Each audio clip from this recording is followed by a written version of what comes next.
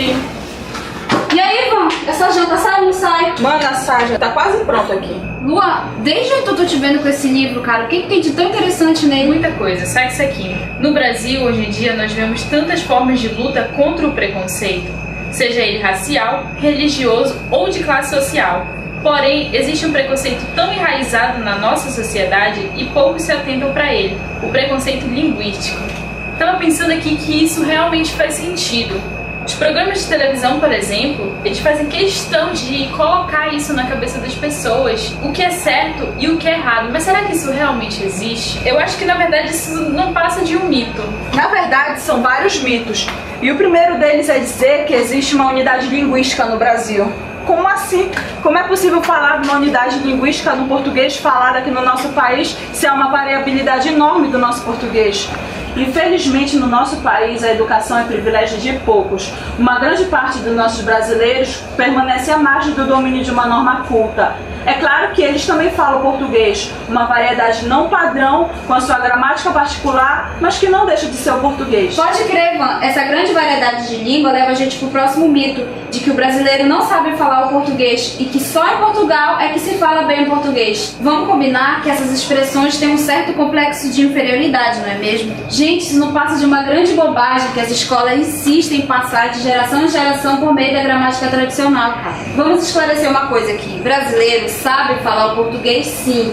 Que o nosso português aqui é muito diferente do português falado lá em Portugal. Do ponto de vista linguístico, a língua falada no Brasil já tem uma gramática que se diferencia da de Portugal. Por isso, os cientistas da língua preferem o termo português brasileiro, por ser mais claro e marcar bem essa diferença. Agora, vocês sabem que outro mito está muito relacionado com esse que a Ellen acabou de falar? Qual? Que português é muito difícil. Ah, fala sério. Pois é, e é muito sério isso mesmo. Como o nosso ensino sempre se baseou na gramática de Portugal, essas regras que a gente aprende na escola, em boa parte não corresponde ao português que falamos e escrevemos aqui no Brasil. Muitas pessoas acabam achando que o português é difícil, porque a gente tem que ficar decorando conceitos e fixando regras que não significam nada pra gente. O dia que o ensino do português se concentrar no que é real, verdadeiro, é bem provável que as pessoas parem de repetir essa bobagem. E uma coisa que é certa, todo falante nativo de uma língua sabe essa língua e sabe aplicar com naturalidade as regras básicas para o bom funcionamento dela. Pronto. Meninas, e se ao invés de eu falar o R nas palavras, eu usasse o R?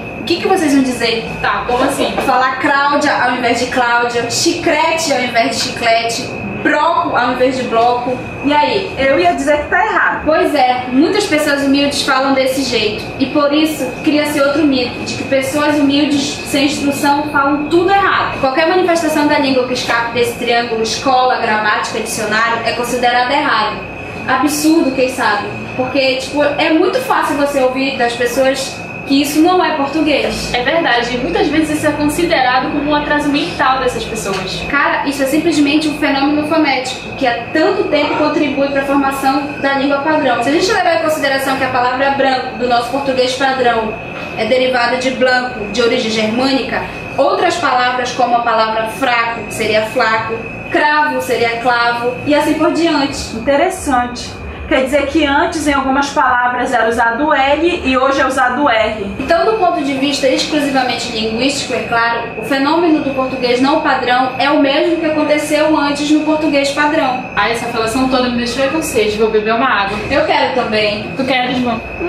Tu queres, que menina culta. Olha, isso me fez lembrar outro mito. Qual, Lua? O de que o lugar que melhor se fala o português é no Maranhão. Como assim? O que isso tem a ver? É que no Maranhão, eles costumam usar o pronome tu seguido de formas verbais clássicas terminadas em S, o que é característica da segunda pessoa. Por exemplo, tu vais, tu dizes, como eu acabei de dizer, tu queres e assim por diante. E na maior parte do Brasil, o pronome tu foi substituído por você. Devido à conservação de um único aspecto na linguagem clássica literária, e que também coincide com a língua falada em Portugal, é que se perpetua que o Maranhão é o lugar onde se fala melhor português aqui no Brasil. Pra mim, o que acontece com o português falado no Maranhão em relação ao resto do país é o mesmo que acontece com o português falado no Portugal em relação ao Brasil. Não existe certo ou errado. Cada região atende a sua necessidade, entendeu? É preciso abandonar o desejo de atribuir a um único local ou a uma única comunidade de falantes o português certo ou errado.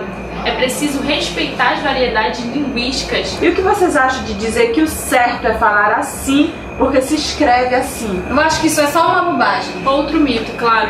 Mas infelizmente no Brasil existe uma tendência muito forte no ensino da língua de querer obrigar o aluno a pronunciar como se escreve, como se essa fosse a única maneira certa de falar o português. É claro que é preciso ensinar a escrever de acordo com a ortografia oficial, mas não se pode fazer isso tentando criar uma língua falada artificial. Além do mais, é necessário esclarecer para o aluno que ele pode dizer bonito ou bonito, mas que ele só pode escrever B-O-N-I-T-O, porque é necessária uma ortografia única para que todos possam ler e entender o que está escrito. Cara, é muita treta essa história de mitos em relação à nossa língua. Cara, eu também acho. Tudo esse povo inventa para dificultar a nossa vida. Vocês já ouviram falar que o domínio da norma culta é um instrumento de ascensão social? Eita, Nunca ouvi. Existem muitas pessoas que dizem que a norma culta, tradicional, literária, clássica é que realmente precisa ser ensinada nas escolas, porque dizem que é um instrumento de ascensão social. Isso não faz sentido pra mim. nem para mim.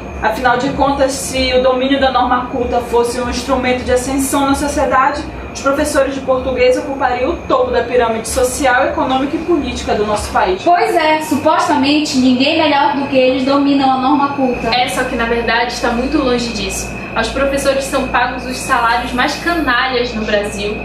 Por outro lado, se um fazendeiro, por exemplo, que tenha estudado apenas o primário, mas que tenha milhares de cabeças de gado e tenha uma influência política, jamais alguém vai se atrever a corrigir ele. Ele vai poder falar do jeito caipira, normal. Achar que basta ensinar para uma criança norma culta para aquela sopa de vida é o mesmo que achar que colocando vários policiais na rua e aumentando o número das cadeias vai solucionar o problema da violência pública. E não vai. É preciso garantir, sim, a todos os brasileiros o reconhecimento da variação linguística, porque só o domínio de uma norma culta não é uma fórmula mágica que de uma hora para outra vai resolver todos os problemas de um indivíduo carente. É preciso sim favorecer esse reconhecimento, mas também é preciso garantir uma educação de qualidade, o transporte de qualidade, a moradia, a saúde e garantir uma vida digna a todo cidadão. O que está em jogo é a transformação da sociedade como um todo, pois enquanto vivermos numa estrutura desigual, toda tentativa de promover a ascensão social dos marginalizados será ingênua. Nosso problema é sério aqui.